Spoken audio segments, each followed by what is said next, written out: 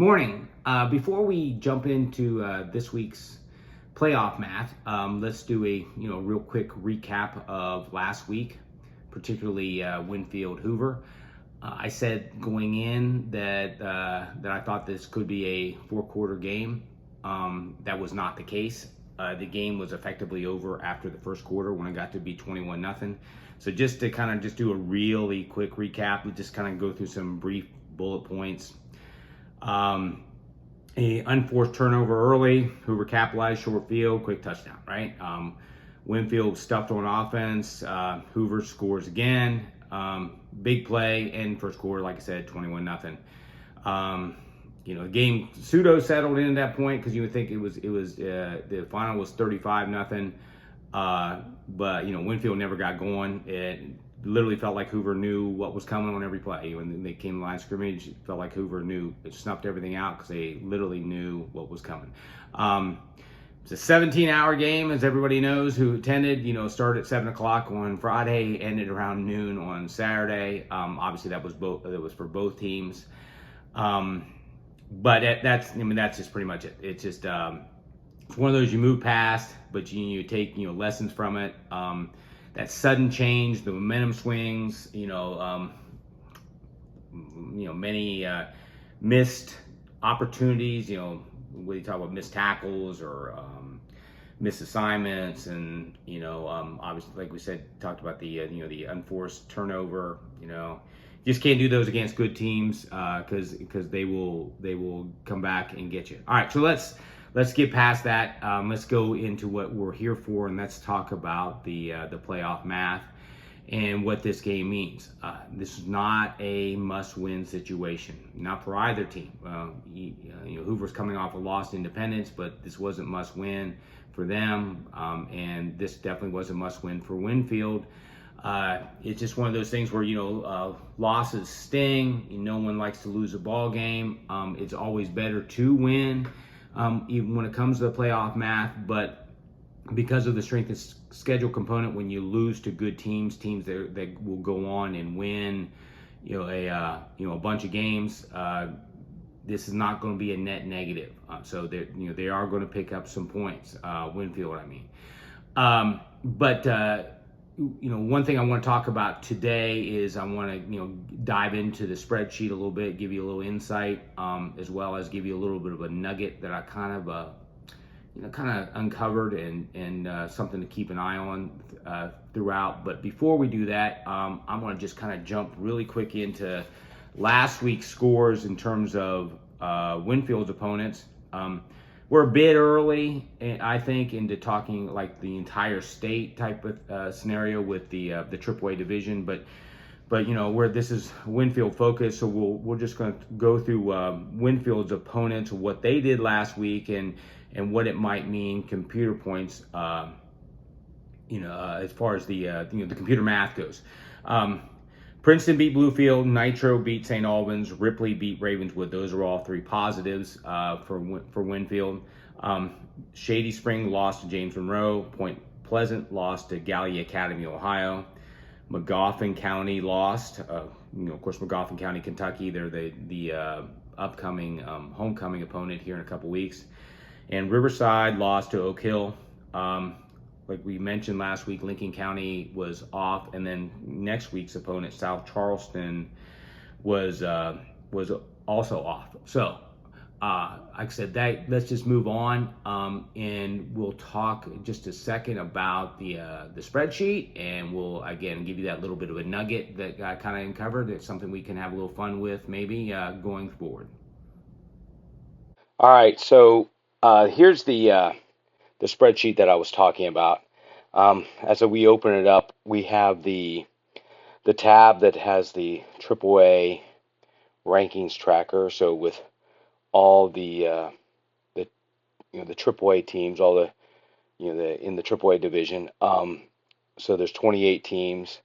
And what I've done up to this point is you can see is what you're seeing is the week 1 games.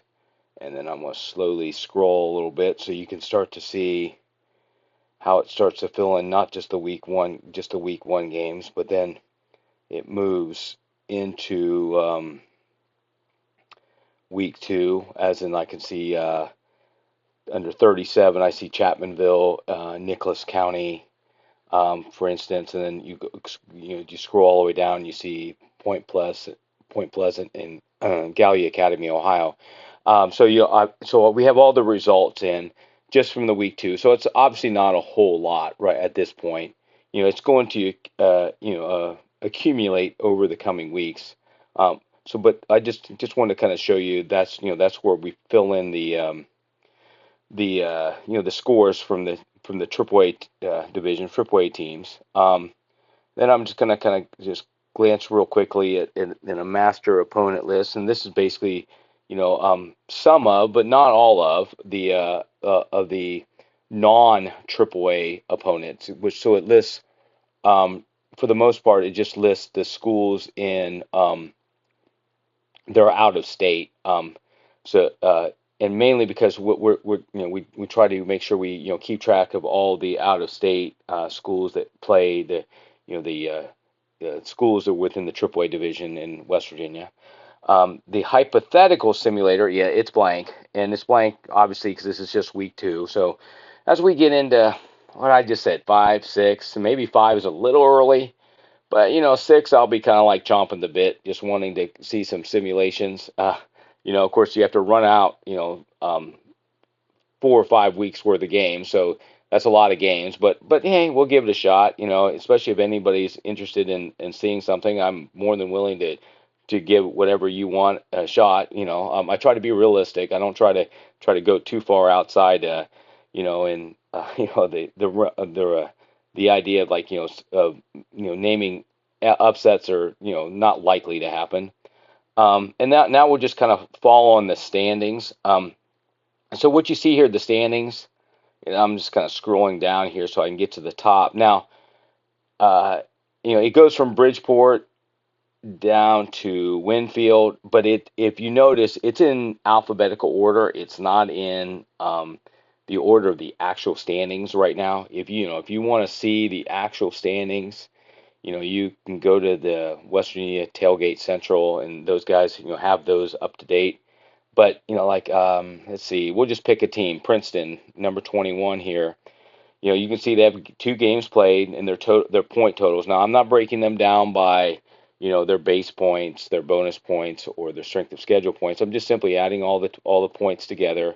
And Princeton right now is sitting at 23, and you divide that by 2, and that's 11.5. So that's where they sit in terms of their point total. So, but you're going to see here, like you look down and you see Winfield is the point total is 13.2, and that's based on their win over Lincoln County and the strength of schedule points that they picked up, with the loss with Hoover. And so you divide that by 2, and you get 6.6. All right, so.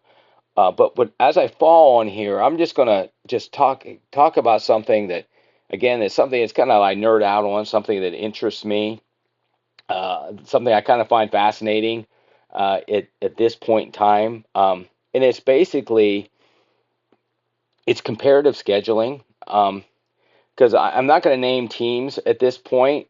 At some point, I will name the teams. Maybe I'll kind of leave it up to you all to figure out which teams I'm talking about right now. But Team A, and obviously these are both AAA teams. They're both in the AAA division, so they're both on this list right here in on these 28 teams. But Team A, their schedule consists of they play 2 AAA teams. They play 2 single A teams, and then they play 6 double A teams. Team B, on the other hand, plays 6 4A teams, and then they play 4 AAA teams.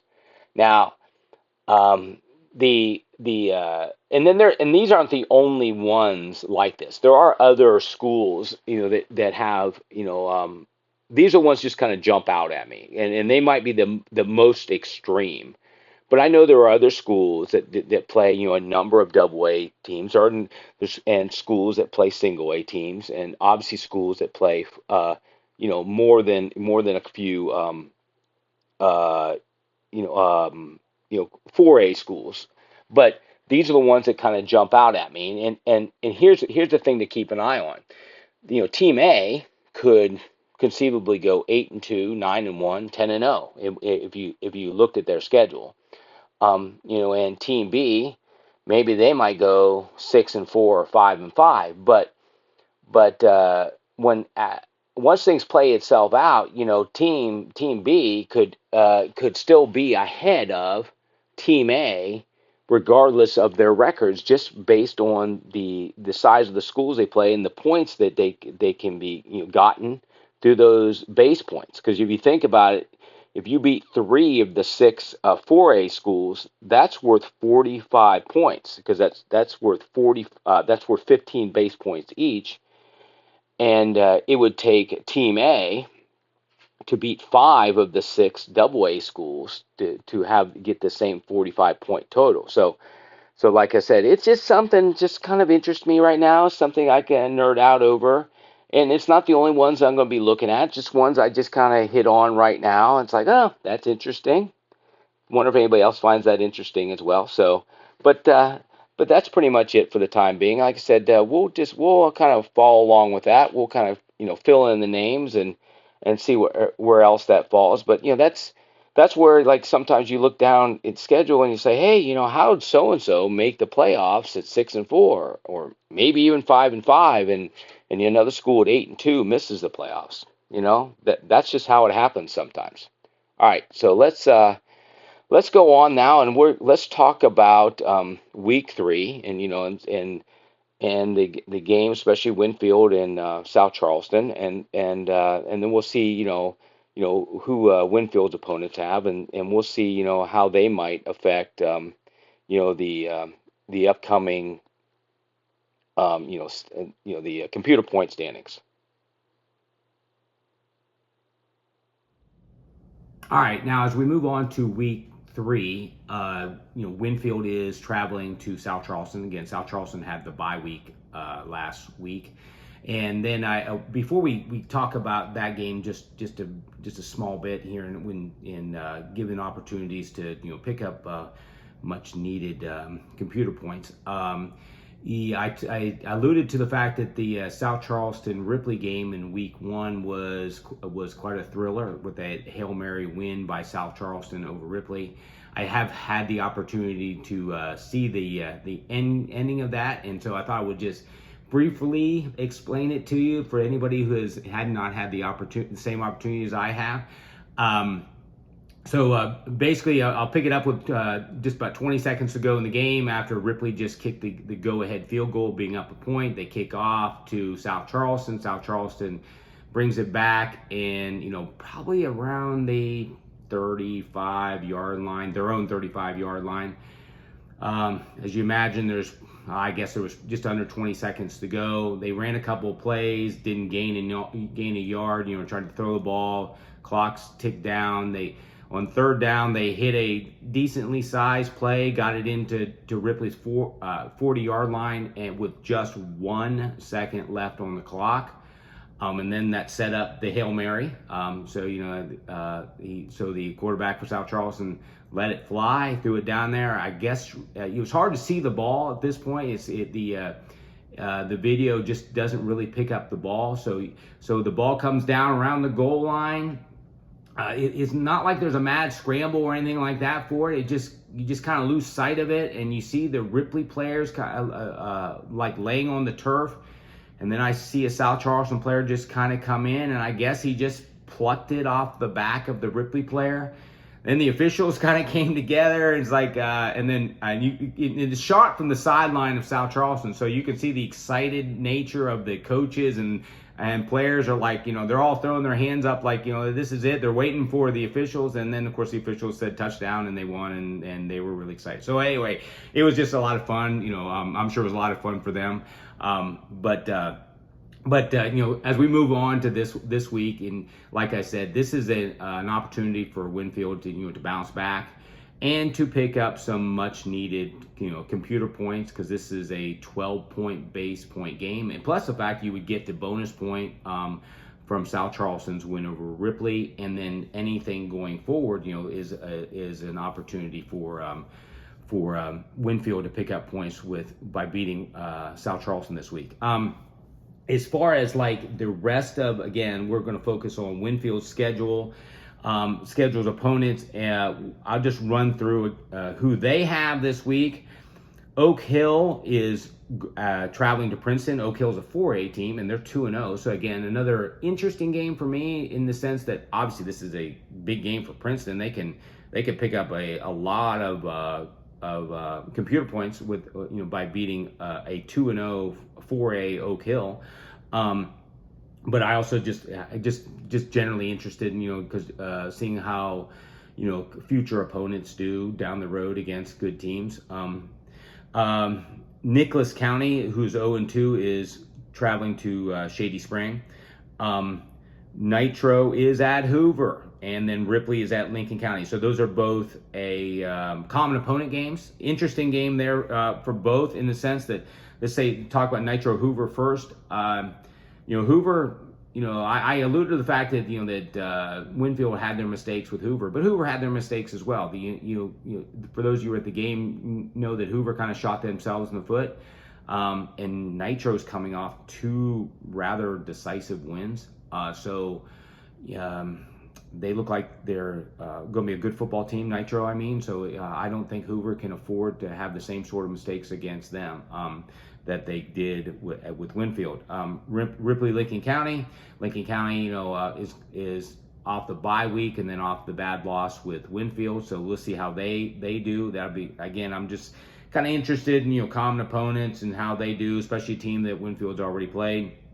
The rest of the schedule shows Riverside is hosting St. Albans, and then Magoffin County has another home game against another Kentucky team. It's West Carter, Kentucky, and Point Pleasant is off. All right, so that is the week 3 schedule.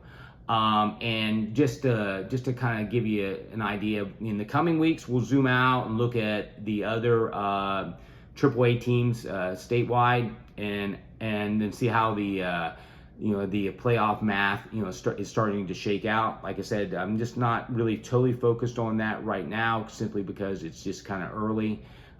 We'll see how like I said, how teams work themselves out and see how the standings go. So I guess that'll just kind of wrap things up. I appreciate you joining me, and I look forward to seeing everyone next week. Thanks.